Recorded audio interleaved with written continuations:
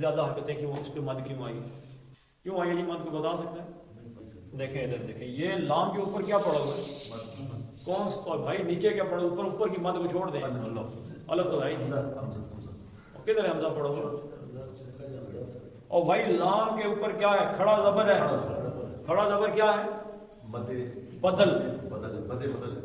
मद्दे बदल है, तो मद्दे बदल किस चीज का होता है, जबर और अलफ का। अब इसको पढ़े देखें आप, अब मद्दे बदल के बजाय ऐसे लिखते हैं, तो ये होगा खला, खला, लाम जबर अलफ ला क्या बन गया, मद्दे असली बन गया। अब इसके बाद क्या आ गया, हमजा आ गया,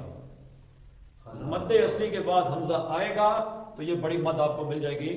खलाइफा, क्योंकि मद्दे असली के बाद जबर अलफ के बाद हमजा आ गया है, खलाइफा,